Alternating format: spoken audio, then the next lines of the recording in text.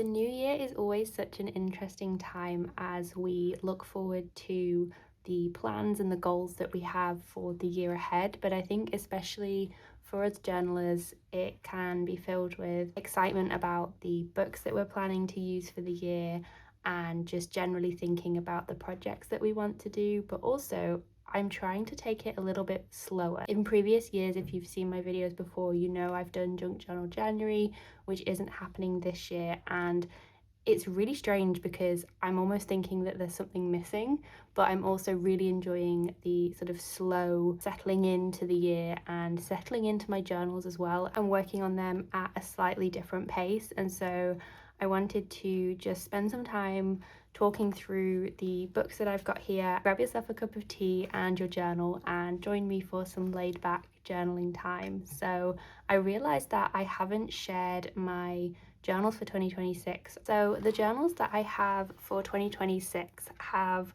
already changed a little bit, and we are a week into the year. So there might be more changes, but I feel like this is a pretty good system. So when it came to thinking about what I wanted to use for my journals this year, I always tend to jump around in different books. I kind of sat down and did a little bit of a reflection on how I want to use them. So I know I mentioned in my previous video talking about my 2025 journals that I do tend to like hop around a lot and have different projects and things like that.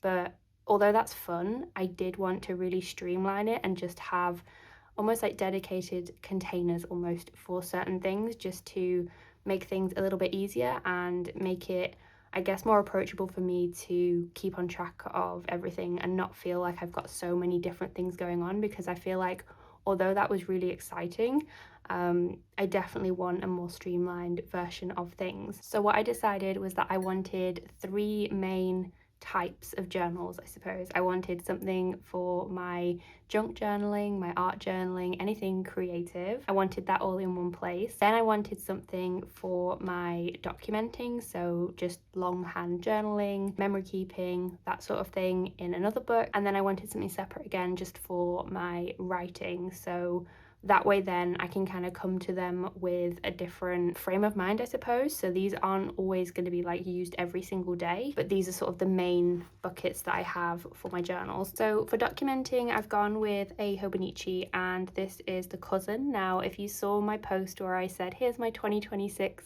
journal plans, this was not in it. I had the A6 version, and I kind of had a last minute decision to have the A5 version instead, just to try out having more space to work with and almost forcing myself to notice more and to document more. That was kind of my thinking behind it, and just seeing how I get on with the larger space. And this is actually a 2025 version of the book, so I just bought it on sale. It was half price. So the inside is exactly the same, it's just that the days of the week are one out, but I mainly pay attention to the numbers anyways. And I also put the little tabs here on the end for each of the months. So like I said, I'm using this for documenting, longhand writing and things like that, so I'm not going to show you inside. What I will show is that I'm also using this as a space to track my reading. So these pages at the start here are the index pages, I want to say, and obviously the weekends will be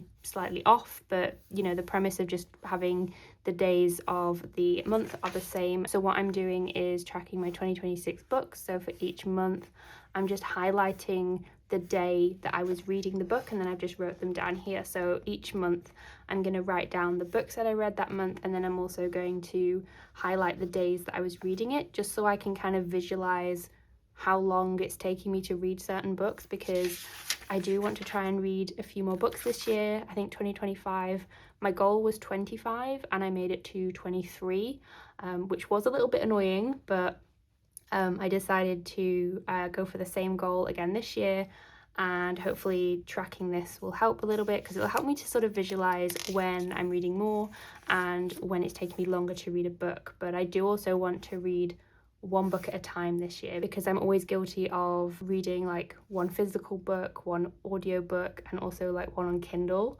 just because my brain goes, oh well, it's like 3 different formats, it'll be fine. But then I get so lost in everything that's going on, and I think that kind of slows me down a bit. So I do want to do like one book at a time.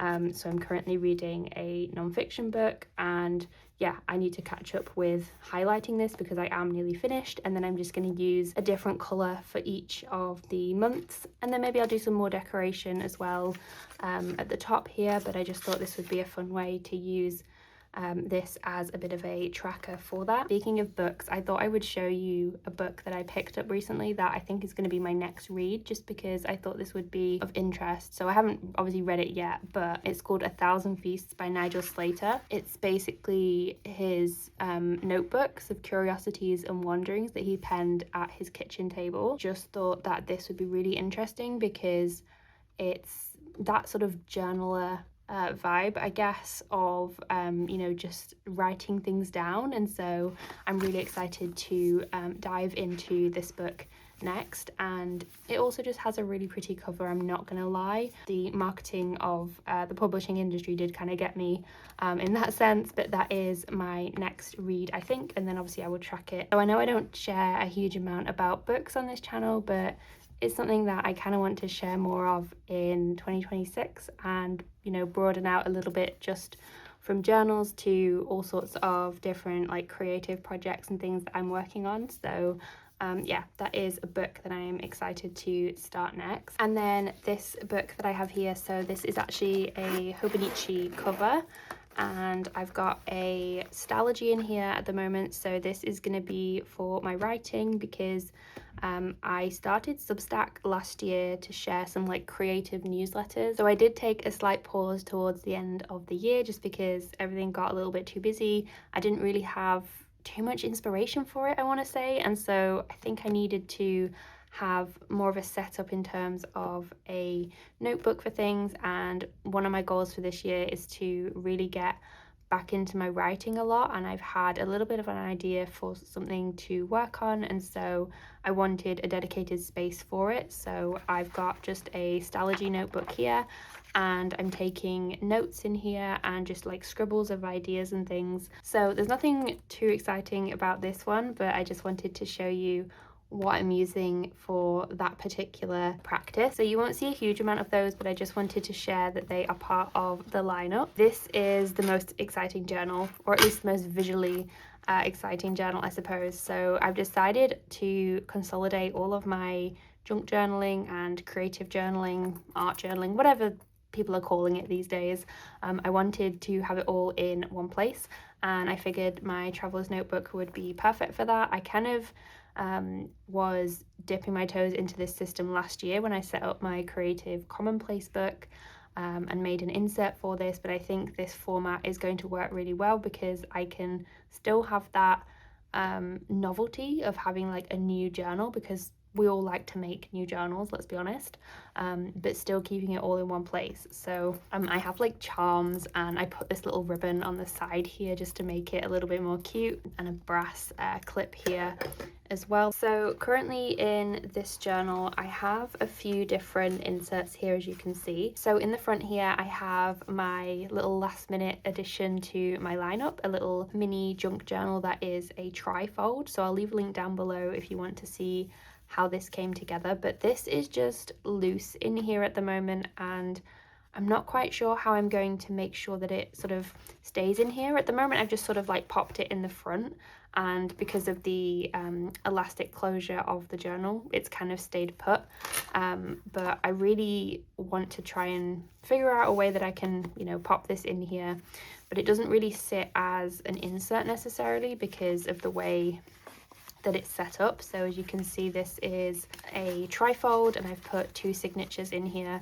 I don't know if this has a name, but the journal is slightly different and a little bit more eclectic. And as you can see, I have actually been working in this just a little bit because I was actually testing out using a sewing machine and just sewing some papers to here, and I figured that like this piece here might look really nice on the front here. I really liked the colour. I might even glue that down actually now whilst I'm thinking about it, but I just wanted this to be much more of a free place just to add different like scrap collages and just have it as a space to come to when I want to do a little bit of creating. You know, it doesn't have to be like a full page, it can just be the odd bits and pieces, or if I've made something and I want to add it to the page and tuck it in, because I have the pockets here at the side so I can add things to it.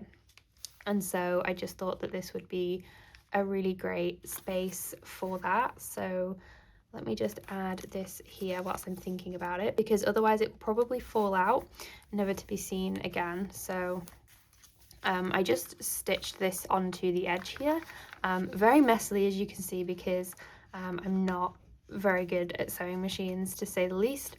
But I'm trying to have that as one of my goals for this year as well, is to master the basics of the sewing machine. So I kind of got started a little bit here, and I also stitched in a pocket. Now obviously this would have been way easier had I done this when the journal wasn't bound, but you know, we work with what we have. So you can see here I was actually stitching something extra onto this piece here to make a little bit of a pocket, and then I had to stitch an extra piece on here because I kind of messed up and everything's a little bit wonky. But I don't know, I feel like that kind of adds the charm to it, I guess. So yeah, that's one of my goals for this year with my junk journals as well, is to try some new techniques and just, you know, embrace not being good at everything, because that's the only way you're going to learn, is to do wonky, terrible stitching like this.